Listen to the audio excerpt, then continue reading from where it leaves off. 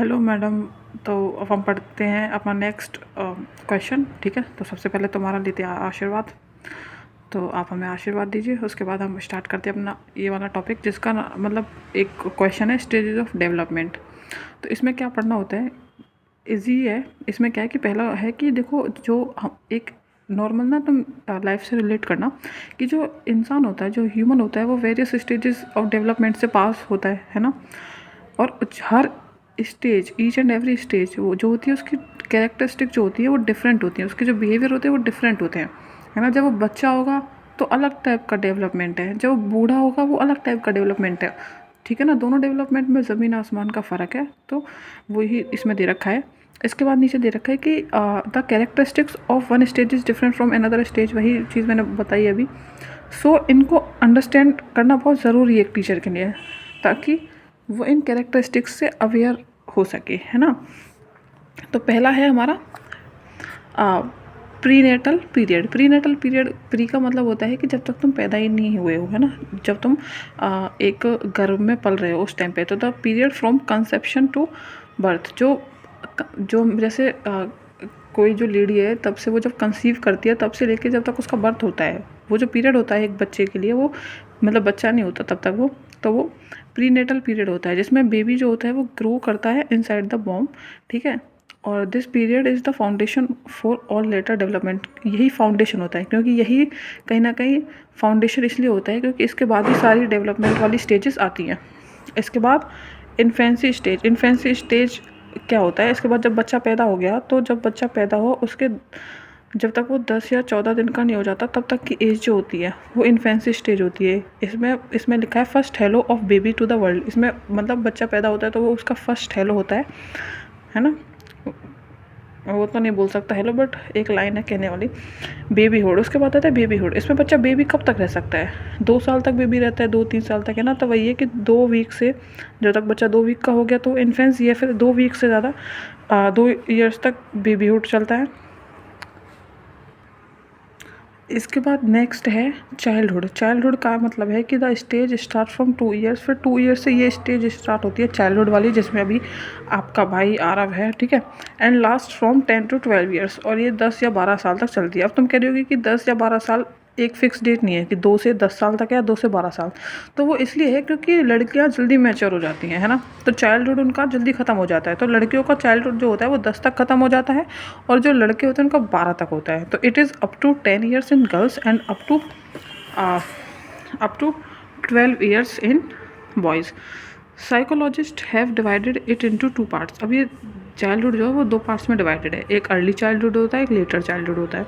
जो early childhood होता है ना, वो टाइम होता है जिस टाइम पे बच्चा स्कूल नहीं जा रहा होता।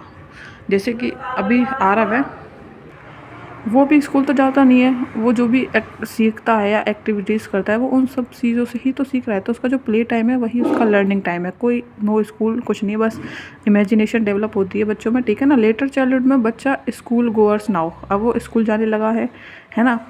क्योंकि ये जो स्टेज है वो 12 साल तक होती है ना, तो बच्चा 5-6 साल तक तो घर में ही रहता है। तो वो अर्ली चाइल्डहुड, फिर 5-6 से 12 तक या 10 तक लड़कियां होती हैं, तो वो फिर हमारा लेटर चाइल्डहुड है ना। तो वो रीडिंग राइटिंग स्किल, फ्रेंडशिप करना सीखता है लोगों से।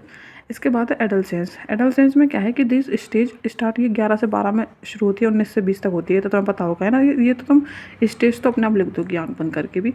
तो इसके बाद लिख रहा है कि ये 19 साल तक गर्ल्स में होती है और 20 साल तक बॉयज़ में होती है। ठीक है, इसको हम 3 पार्ट्स में डिवाइड करते हैं। एक होता है प्री एडolescence या फिर इसको पुबर्टी बोल सकते हैं, एक अर्ली एडolescence, एक होता है लेटर एडolescence। ठीक है, तो बेसिकली इस टाइम पे होता क्या है कि basically during this period big changes occurs physically and emotionally and mood swings enter, है ना। इस टाइम पे क्या होता है, बहुत सारे चेंजेस अकर होते हैं, फिजिकली भी होते हैं, इमोशनली भी होते हैं। बहुत इस टाइम पे तुमने देखा होगा बहुत ज़्यादा बच्चों के मूड स्विंग्स होते हैं, है ना। तो body start it's tin transformation, और जो बॉडी होती है वो जो टीन का ट्रांसफॉर्मेशन होता है ना, जैसे लड़कियों का अलग ट्रांसफॉर्मेशन होता है, लड़कों का अलग होता है।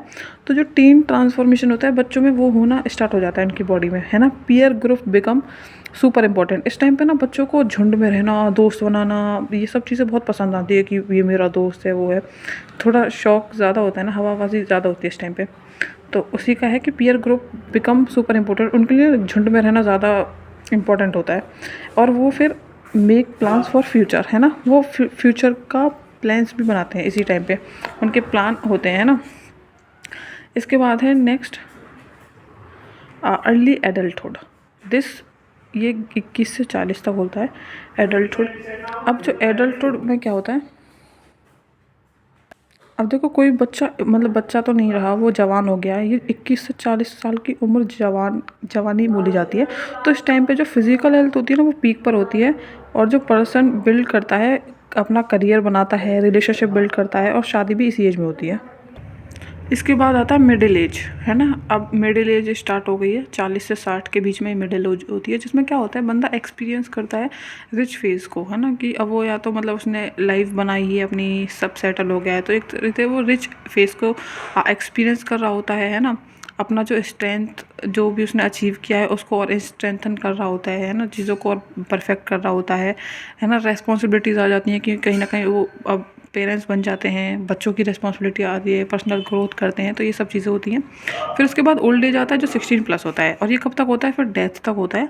तो इसमें जो इंसान होता है वो फिज़िकली मेंटली बहुत ज़्यादा डिक्रीज़ कर जाता है उसकी स्ट्रेंथ, है ना। और ये एक रिफ्लेक्शन टाइम होता है। रिफ्लेक्शन मतलब कि खुद ही बैठकर सोच रहे हैं कि हम ऐसे थे, हम वैसे थे, है ना, और अपने यंग जनरेशन को अपना मतलब बुद्धिमानी दिखाते रहते हैं, ज्ञान देते रहते हैं, तो वो चीज़ है। इसके बाद मैंने लास्ट पॉइंट, तुम बीएड में पढ़ रही हो ना, तो मैंने उस बिहाफ पे मैंने अपनी साइड से लिखा है ये, कि ताकि थोड़ा अच्छा लगे इसलिए मैंने स्टार लगा दिया, वो मुझसे बना नहीं, कि understanding these stages help us develop teaching strategies that promote student development. कि जो ये स्टेजेस है ना, ये कहीं ना कहीं डेवलप करने में टीचिंग स्ट्रेटजीज को बहुत हेल्प करते हैं, जिससे स्टूडेंट का डेवलपमेंट प्रमोट होता है ना। हम इस इंफॉर्मेशन को हम यूज़ कर सकते हैं जो हमें प्रोवाइड कराएगी कि age appropriate and interesting learning experience, कि हम एज के हिसाब से हम बच्चों को, स्टूडेंट्स को एजुकेशन दे सकते हैं। ठीक है, आज की वीडियो यहीं समाप्त होती है। मेरे चैनल को प्लीज़ लाइक ना करें और किसी को इसके बारे में ना बताएं। आप जितना बेल आइकन को तो गलती से भी मत दबा देना।